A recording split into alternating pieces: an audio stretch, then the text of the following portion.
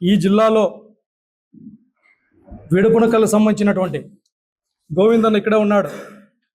ఆయన ప్రస్తుతం మా పార్టీకి సంబంధించినటువంటి బీసీ విభాగంలో జిల్లా కార్యదర్శి.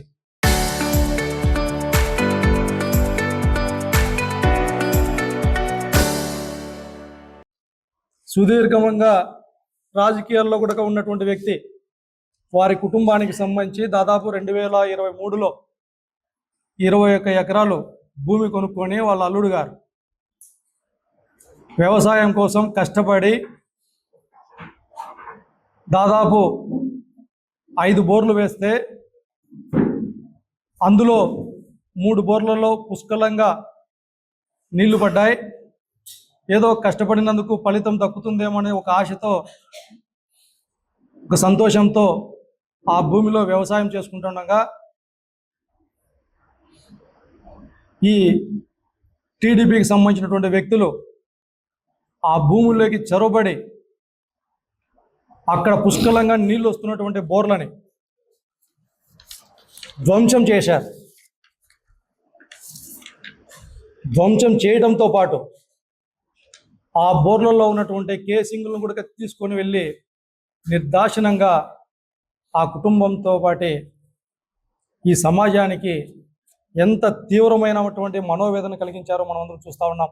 3 రోజుల క్రితం రాయదుర్గంలో 70 సంవత్సరాలకు సంబంధించినటువంటి ఒక పెద్ద ఆయన ఆంజనేయులు అనేటటువంటి వ్యక్తి ఆ ఊర్లో కుళాయి కనెక్షన్ కోసం అడిగితే అదే ఊర్లోని టీడీపీ పార్టీకి సంబంధించిన నాయకులు చెప్పులు తీసుకొని కొట్టి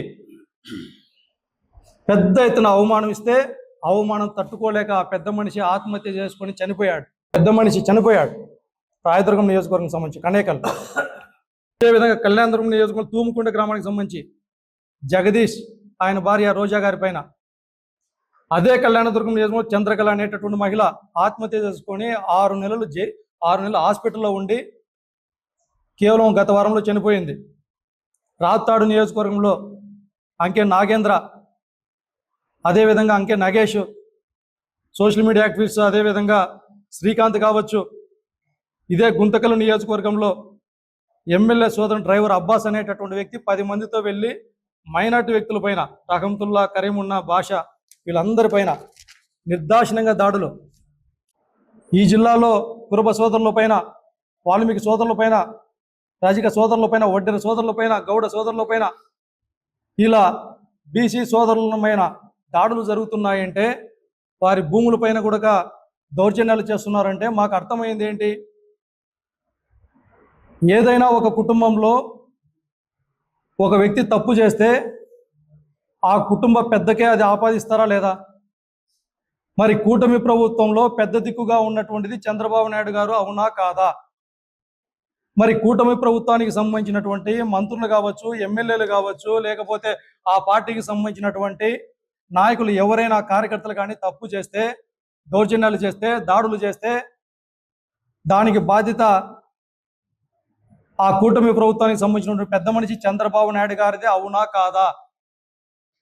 మరి ఈ 2 సంవత్సరాలుగా వైఎస్ఆర్ కాంగ్రెస్ పార్టీ తరఫున జరుగుతున్నటువంటి దౌర్జన్యాల పైన, జరుగుతున్నటువంటి దమనకాండ పైన మేము పలు విధాలుగా, పలు రకాలుగా చెబుతున్నప్పటికీ సమస్యలకు పరిష్కారం కాకపోగా మరింత రెట్టింపు దాడులు జరుగుతున్నాయంటే దానికి ఏమని మీరు సంకేతాలు ఇస్తున్నారంటే అర్థం కాలేని పరిస్థితి. ఇదే విధమైనటువంటి పరిస్థితులు కొనసాగితే ఈ రాష్ట్రంలో వైఎస్ఆర్ కాంగ్రెస్ పార్టీ బాధితుల పక్షాన, బీసీల పక్షాన, రైతుల పక్షాన, మహిళల పక్షాన, నిరుద్యోగుల పక్షాన, ప్రతి ఒక్కరి పక్షాన కూడా పెద్ద ఎత్తున ఆందోళనకు శ్రీకారం చుట్టబోతున్నామనేసి ఈ సందర్భంగా గట్టిగా తెలియజేస్తూ